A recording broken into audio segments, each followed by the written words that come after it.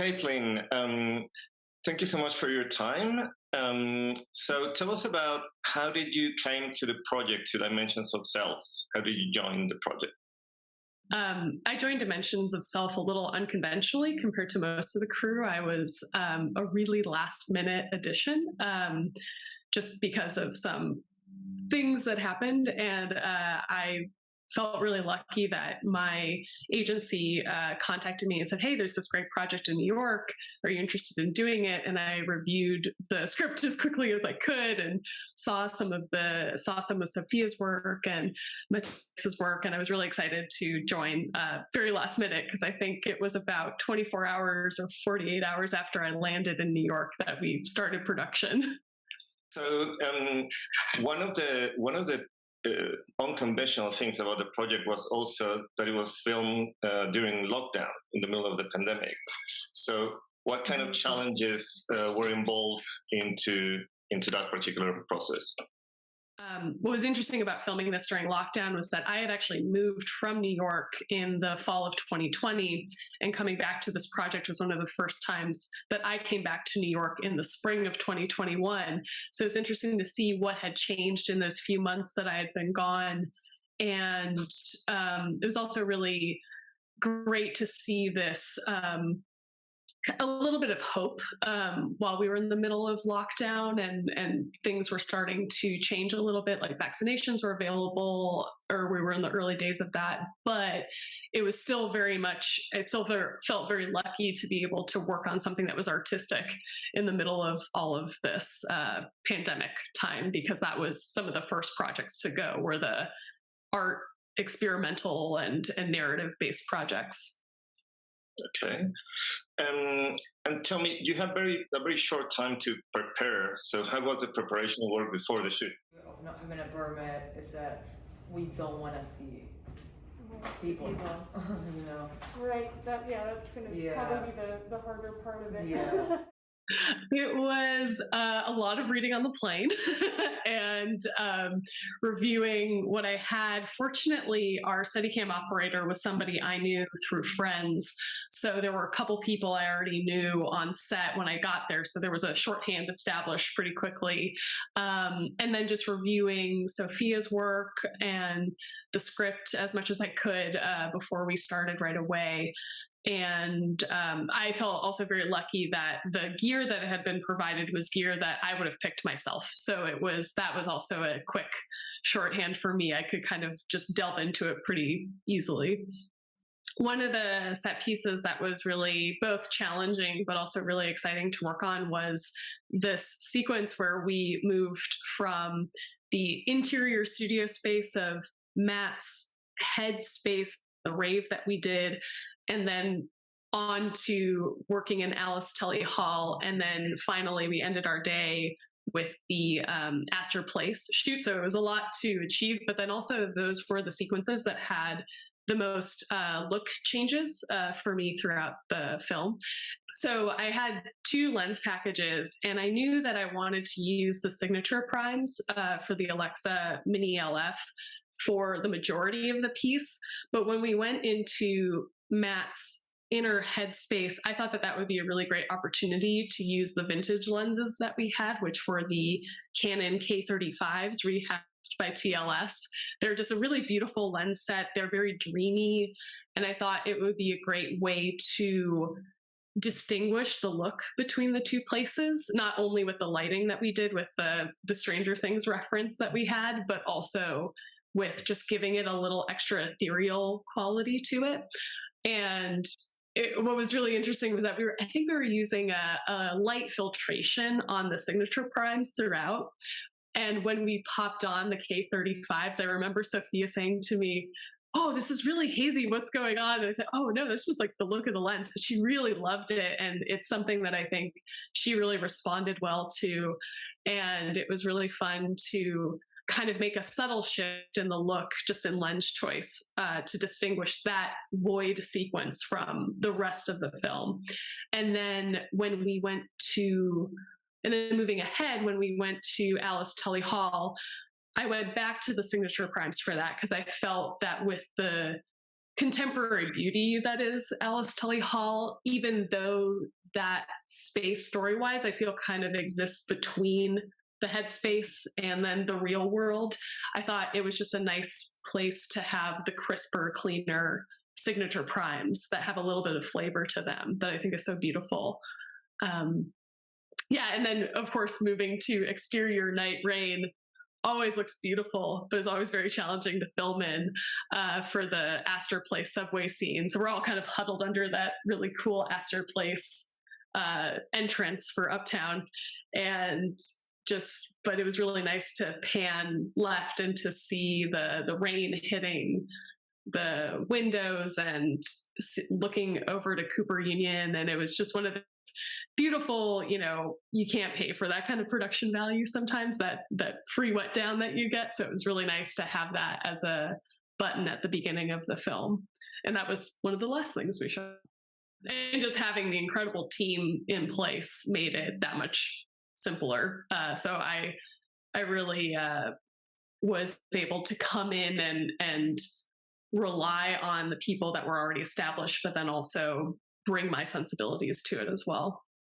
Okay. Yeah, sounds like a great idea.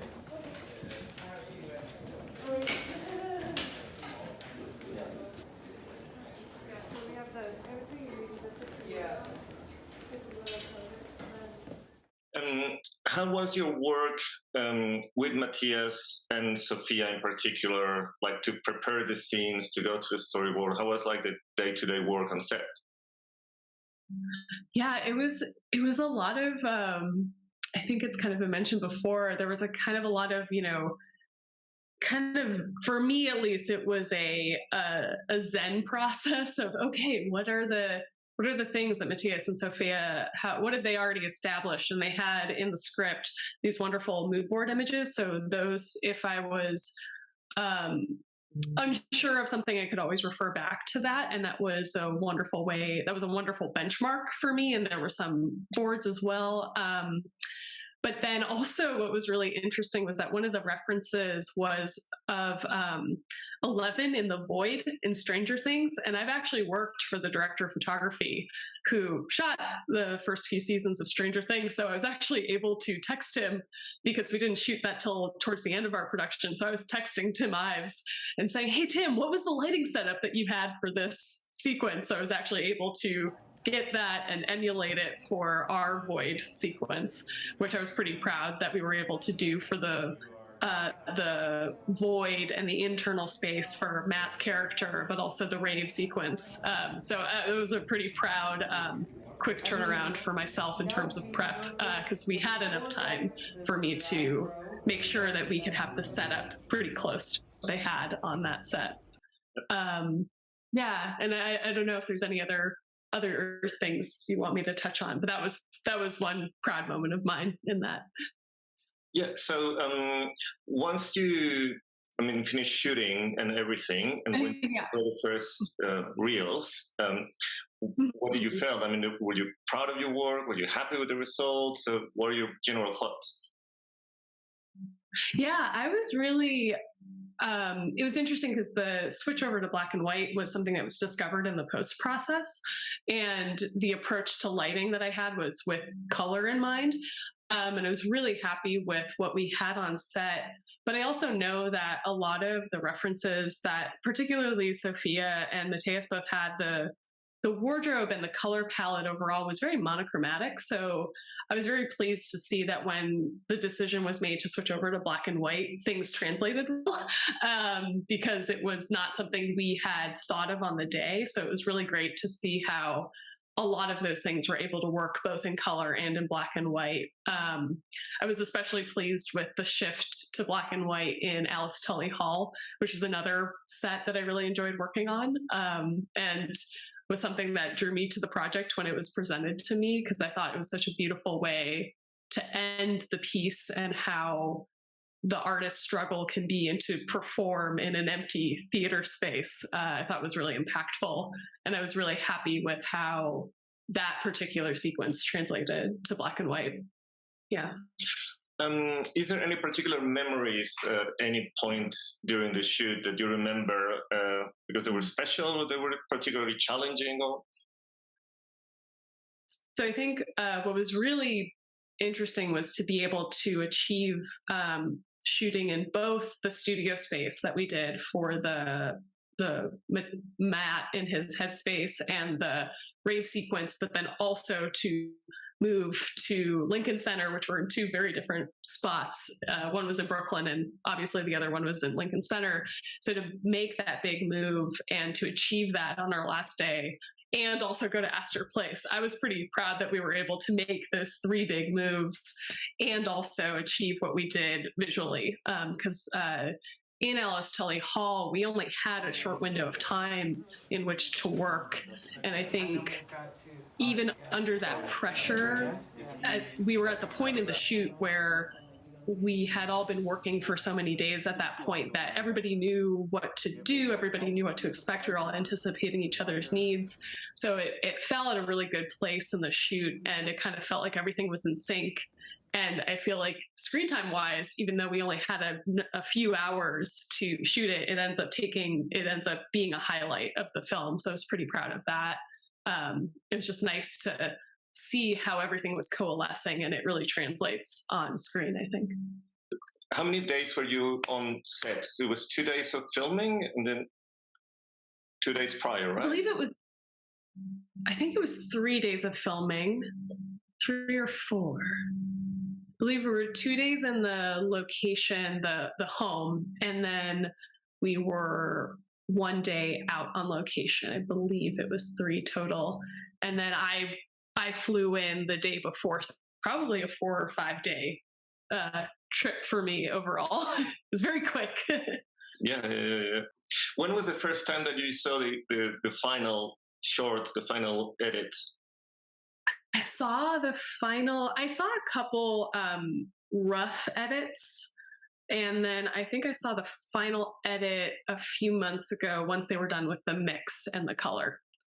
So it was right before, it was probably not long before we had actually met. It was just like a week or two before that. So I want to say the fall of 2022. Yeah. Let's lower, yeah. There, perfect. All right, we ready? Yeah. Okay, let's roll sound, let's roll camera. Don't let me up and take the remark. Okay, Lights. now, let me know when you're set. Let me know when you're clear. Esteban. Action. 1 second. Okay, set.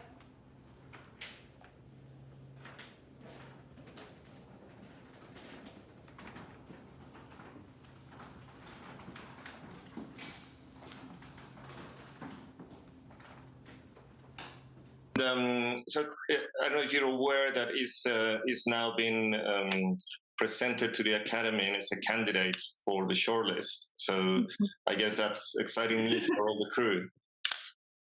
Yeah, no, it's really great to see that it's being received well. And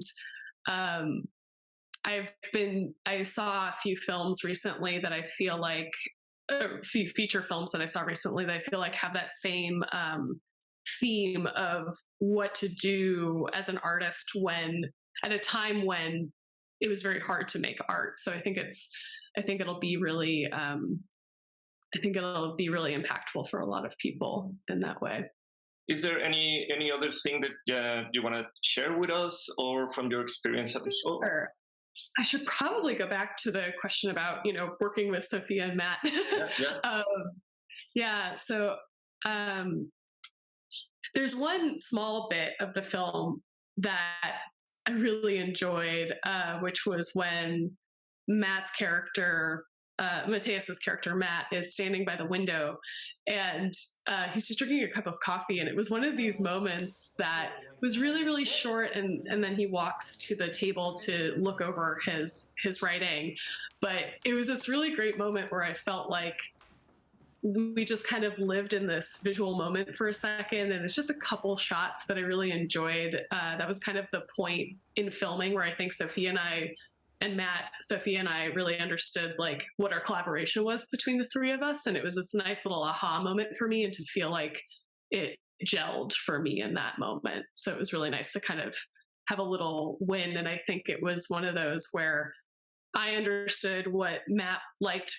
I was on board with everything at that point, and I understood what Sophia wanted, and it was a great mix of our three sensibilities at once. I think it was really nice. Fantastic. Thank you so much for sharing that. Yeah, no, of course. Well, thank you, Caitlin, for your time, and it was really nice talking to you. Great talking. And congratulations for your work. Thank you so much.